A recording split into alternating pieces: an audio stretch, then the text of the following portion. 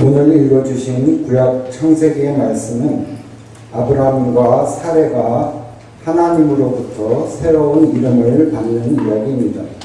아브라함은 아브라함이라는 새로운 이름을 받았고, 아내 사레는 사라라는 새로운 이름을 받았습니다. 이때 아브라함의 나이가 99이었고 아내 사레는 90살이었습니다. 아브라함과 사레는 거의 100년, 90년 동안 익숙하게 사용하던 이름을 버리고 이제 새로운 이름으로 살게 되는 것입니다. 그러나 얼핏 드는 생각은 이제 곧 삶을 마감하는 시점인데 이때 이름을 바꾼다는 것이 무슨 의미가 있고, 다 늦은 이때에 이름을 바꿔서 무슨 소용이 있겠나 하는 생각이 듭니다.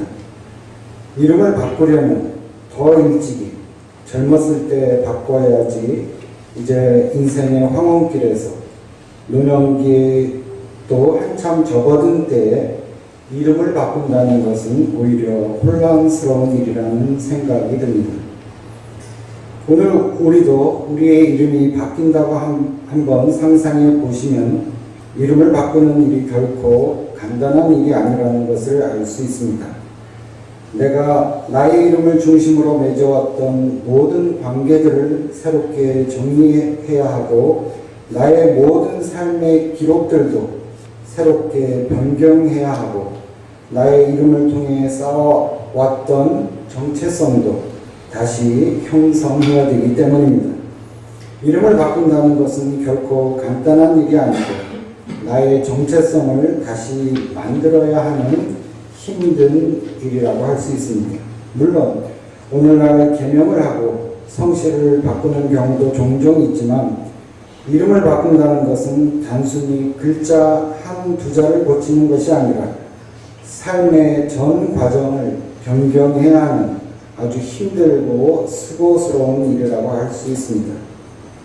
물론 아브라함의 때는 오늘과 달라 상대적으로 이름 변경이 쉬울 수도 있겠지만, 그래도 익숙하게 한평생 지녀왔던 이름을, 그것도 100세가 가까운 나이에 변경하는 것은 결코 쉬운 일도 바람직한 일도 아니었을 것 같습니다. 그런데 노년의 이때 하나님께서 무슨 이유로 아브라함과 사레의 이름을 변경하시고 그들을 새롭고 낯선 세계로 초대하신 것일까요? 노년이라는 황혼의 시기에 하나님께서 아브라함과 사레의 삶의 자리를 흔들어 새로운 정체성을 부여하시고 그들을 당황스럽게 하신 뜻은 어디에 있을까요?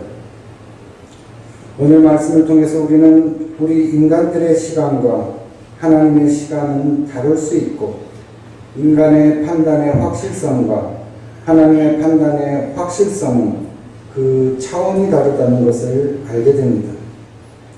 예를 들어 우리가 노년이라고 생각하는 시간이 하나님 보시기에는 아직 한참 일해야 할 젊은 때일 수도 있고, 우리가 확실하다고 믿는 자연적인 사실도 하나님 보시기에는 변경 가능한 우연한 사실을 끊을 수도 있습니다.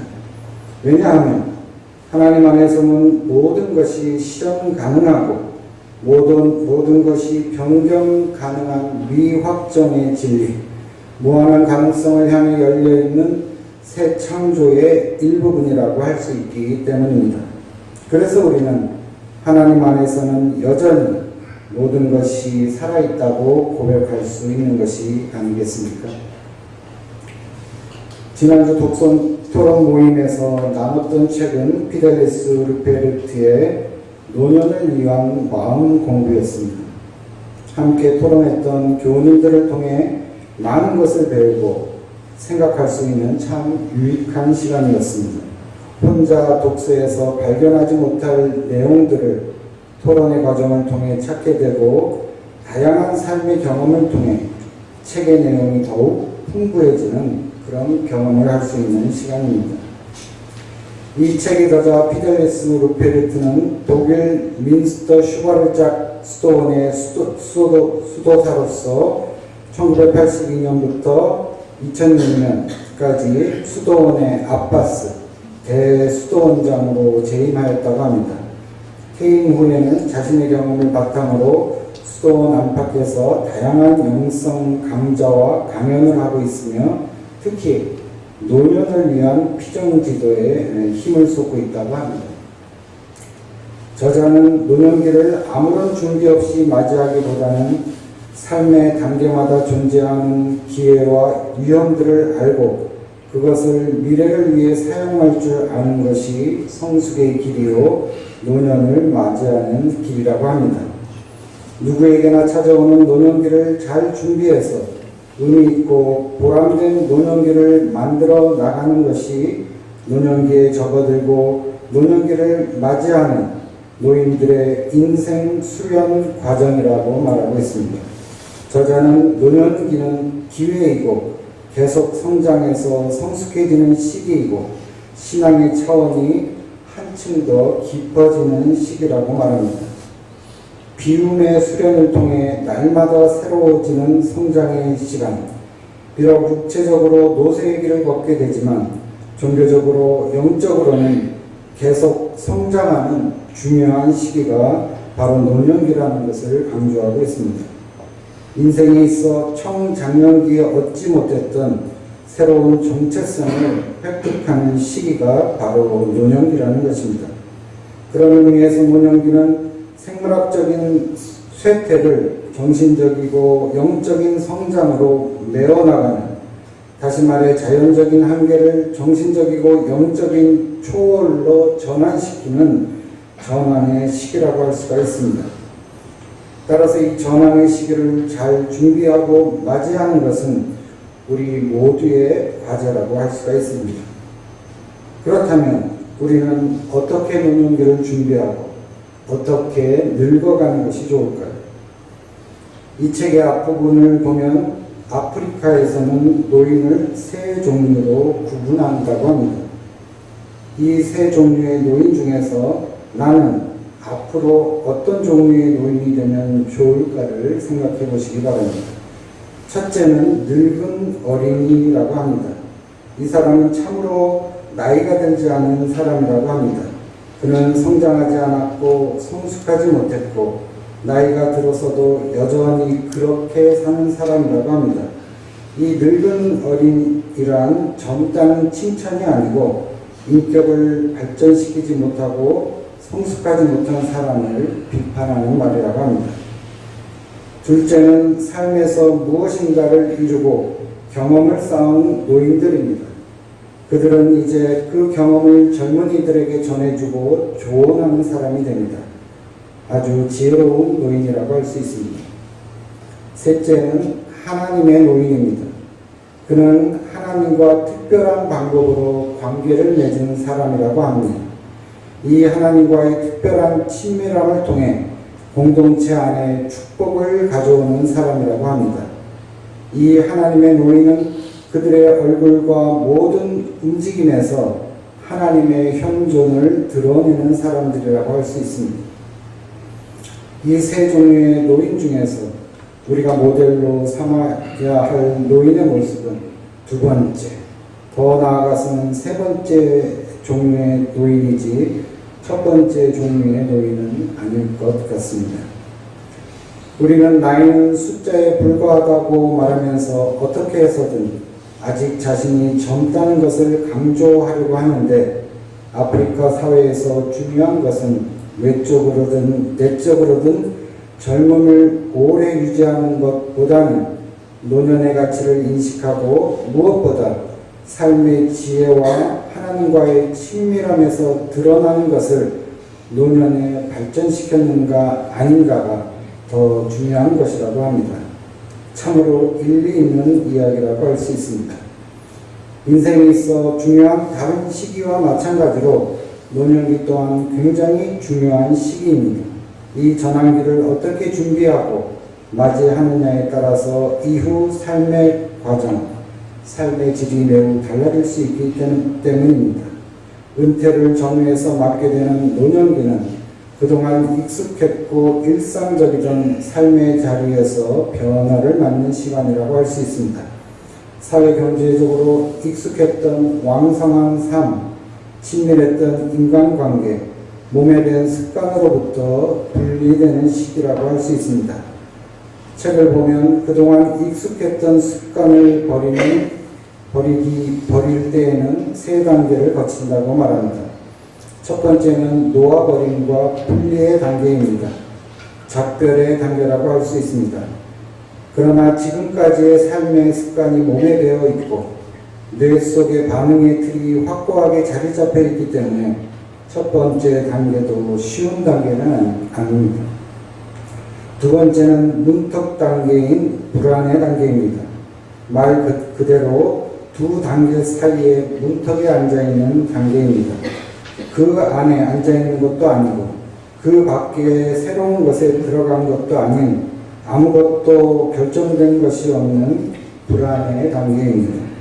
많은 인내와 각오가 필요하고 고통과 불안을 참아내야 하는 단계입니다.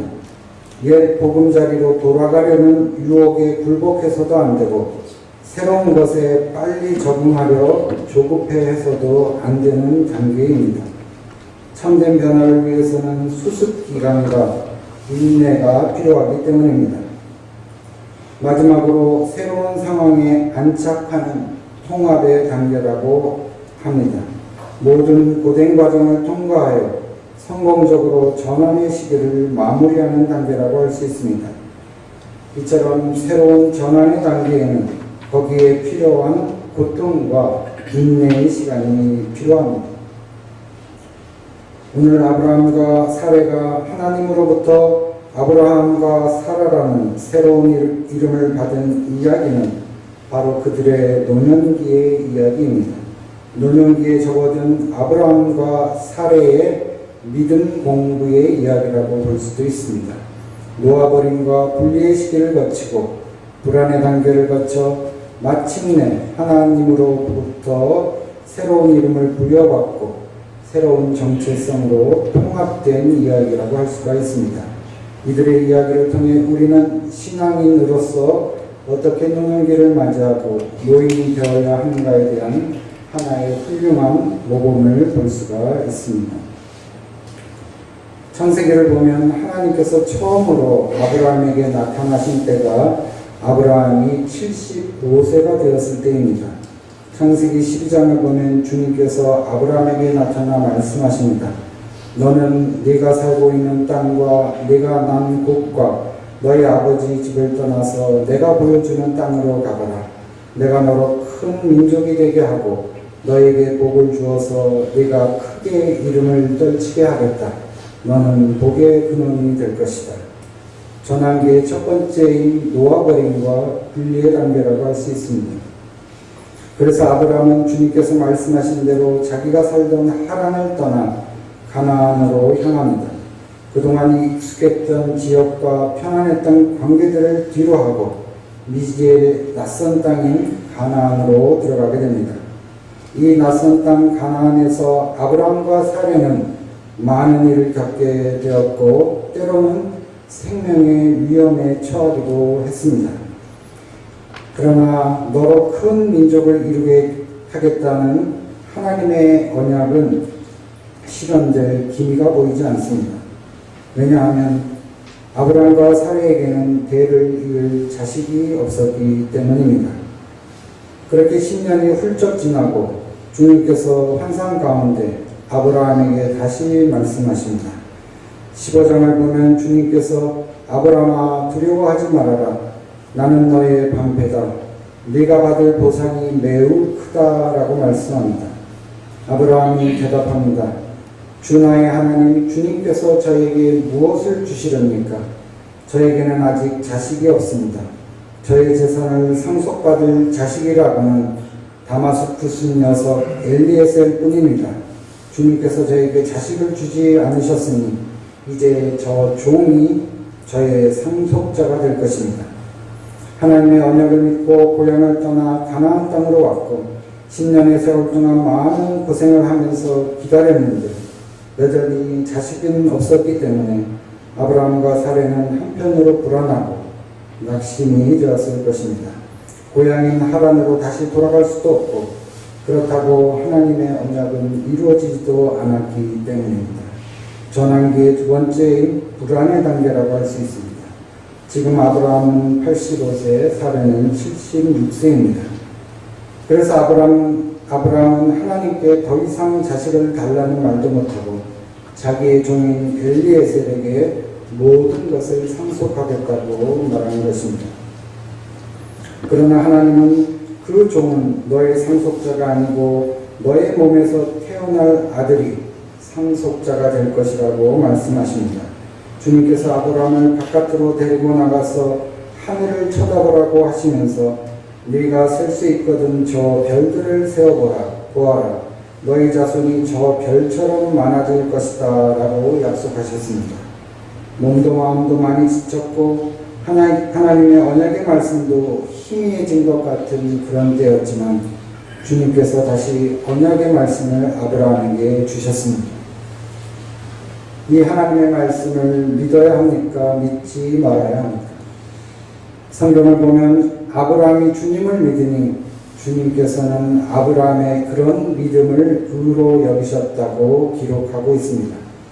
아브라함은 하나님의 말씀을 믿었고 하나님의 말씀을 마음에 담아 두었습니다.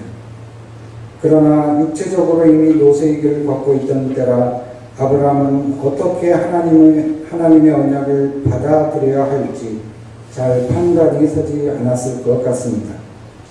아브라함과 함께 자식을 기다리던 사례도 이제는 더 이상 희망이 없겠다는 판단이 들었던 것 같습니다. 그래서 아브라함에게 말합니다. 주님께서 나에게 아이를 허락하지 않으시니 나의 젊은 여종인 하갈을 통해서 집안의 대를 잇기를 바랍니다. 더 이상 자신에게는 희망이 없으니 당시의 관습을 따라 여종을 통해서라도 집안의 대를 이어나가자는 것이었습니다. 어떻게 보면 그 방법이 하나님께서 자식을 주시겠다는 언약을 이루는 합리적인 방법이라고도 생각할 수가 있을 것 같습니다. 사례의 이러한 합리적인 판단은 대를 위해서 자신을 희생하는 큰 결정이라고 볼 수도 있습니다. 아내 사례의 말을 따른 아브라함은 이듬해 하갈을 통해서 아들을 얻게 됩니다. 그 아들이 아브라함이 86세 얻은 이스마엘입니다. 마침내 하나님의 언약은 이루어졌고 아브라함은 이제 대를 이어 많은 자손들의 조상이 될 것 같습니다. 이제 더 이상 고통과 혼란은 없고 평온하게 노년을 마무리하면 되는 것입니다. 그러나 하나님의 계획은 이것이 아니었습니다. 아브라함과 사례의 판단은 익숙했던 옛 습관으로 되돌아가는 퇴행적인 판단이었다고 할 수 있습니다. 그래서 이 불안의 단계는 위기의 단계이기도 합니다. 인간의 판단과 하나님의 판단이 갈등하고 충돌하는 시기이기도 합니다. 합리적이고 이성적인 판단 같지만 아직 완전한 놓아버림과 분리가 이루어지지 않고 인간적인 수단과 방법이 하나님의 계획을 앞서가는 그런 시기라고도 볼 수 있습니다. 이제 세 번째로 하나님께서 아브라함에게 나타나셔서 아들에 대한 언약을 하십니다. 아브라함과 사례의 계획으로 얻은 아들 이스마엘 건을 무효화시키시고 새로운 아들에 대한 언약을 하신 것입니다. 이때 아브라함의 나이가 99세, 아내 사례의 나이는 90세입니다. 75세 때 아브라함이 하나님으로부터 언약을 받은 지 24년이 흘렀을 때입니다. 하나님의 말씀을 들은 아브라함과 사례는 웃음으로 그들의 반응을 보입니다. 하나님, 됐습니다. 이제 저희들에게는 희망이 없습니다. 이스마엘로 충분합니다. 아마 그러한 심정으로 말한 것 같습니다. 그러나 이번에 하나님은 아브라함과 사례의 이름을 아브라함과 사라로 변경시키면서 더욱 구체적으로 말씀하십니다. 하나님 스스로도 자신의 이름을 새롭게 알려주십니다. 엘 샤다이, 즉 신중의 신, 전능한 하나님이라고 스스로 말씀하십니다. 아브라함과 사례의 이름이 바뀌는 순간에 하나님께서는 먼저 자신의 정체성을 전능하신 하나님으로 새롭게 보여주셨습니다.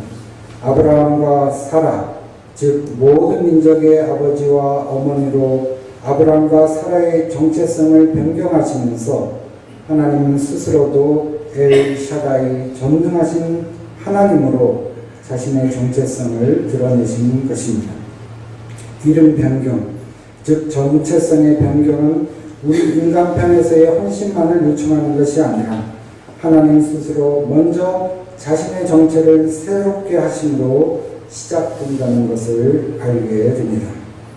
따라서 하나님으로부터 부여받은 새로운 이름은 하나님의 새로운 정체성으로부터의 가능성이라는 것을 우리는 알게 됩니다. 하나님은 우리의 새로운 정체성을 요구하시면서 하나님 자신도 계속 끊임없이 인간과의 관계 속에서 스스로를 새롭게 하시는 분이라는 것을 알 수 있습니다. 하나님의 무로부터의 창조는 과거에 이례적으로 끝난 사건이 아니라 오늘 인간의 불가능한 상황 속에서 무와 같은 혼돈 속에서도 여전히 계속되는 사건이라는 것을 우리는 알 수 있습니다. 지금 하나님께서는 아무것도 없는 무와 같은 아브라함과 사라의 몸을 통해 많은 민족의 구원을 위한 새로운 가능성을 창조하고 계신 것입니다. 오늘 말씀을 통해 우리는 신적인 약속, 하나님의 언약은 인간의 노쇠함에 따라 변경되는 것이 아니라 인간의 불가능한 상황에도 불구하고 반드시 이루어지는 영원한 약속이라는 것을 알게 됩니다. 아브라함과 사라의 몸은 점점 노쇠해 갔지만 그럼에도 하나님의 언약은 변함이 없었습니다. 인간의 불가능성이 하나님의 가능성을 판단하는 기준이 될 수가 없습니다. 오히려 영원하신 하나님의 가능성이야말로 참된 판단의 기준이 됩니다. 하나님의 판단은 무한한 가능성을 통해 계속 열려있고 새로워지는 무한한 판단입니다. 따라서 하나님의 판단이 끝나기 전에 인간편에서 먼저 절망하고 멈추어 버린다는 것은 하나님의 능력을 믿지 못하는 불신앙이라고도 할 수가 있습니다. 우리 인간의 유한적인 상황을 하나님의 무한하신 능력을 제한하는 구실로 삼으면 안 될 것입니다. 인간이 하나님과 맺는 신적인 언약의 확실성은 점점 노쇠해지는 인간의 몸에 근거를 두는 것이 아니라 날로 새로워지는 하나님의 말씀에 근거를 두고 있습니다. 이처럼 아브라함의 하나님을 향한 믿음의 내용은 하나님은 죽음에서 생명을 내시고 무에서 유를 창조하시는 주님에 대한 믿음이라고 할 수가 있습니다. 이는 복음서에서 예수님께서 말씀하신 내용과도 동일한 것입니다. 예수님께서는 자신이 죽음으로써 다시 살게 되며 제자들 또한 자신들을 부인함으로 참된 생명을 얻게 됨을 가르쳐 주셨습니다. 주님을 그리스도라 고백하는 교회와 그리스도인들이 믿는 바는 예수님께서 삶으로 보이신 바대로 생명은 죽음을 통해서만 일어난다는 것입니다. 오늘 마가복음서에 나를 따라오려고 하는 사람은 자기를 부인하고 자기 십자가를 지고 나를 따라오너라는 말씀도 동일한 말씀입니다. 예수님의 제자라는 새로운 이름은 자기를 부인하는 분리와 놓아버림의 과정, 자기 십자가를 지는 불안과 고통의 과정을 통과함으로 얻게 되는 새로운 정체성이라고 할 수 있습니다. 새로운 이름에는 새로운 책임이 부과됩니다. 그러나 하나님이 주시는 새로운 이름은 우리가 자유에 이르는 길이기도 합니다. 우리는 아브라함과 영원한 언약을 맺으시고 그 언약을 예수 그리스도 안에서 성취하신 하나님을 믿고 있습니다. 예수님을 우리의 주님으로 영접함으로 우리는 예수님의 제자, 그리스도인이라는 새로운 이름을 받았습니다. 이 이름은 우리가 우리 자신의 정체성에 대해 알아야 할 것과 우리가 예수님의 정체성에 대해 알아야 할 모든 것을 말해주고 있습니다. 우리의 정체성과 예수님의 정체성은 십자가에서 만나게 됩니다. 어떤 의미에서는 우리는 자기 십자가를 지고 예수님과 함께 고난의 길을 가는 길동무라고도 할 수가 있습니다.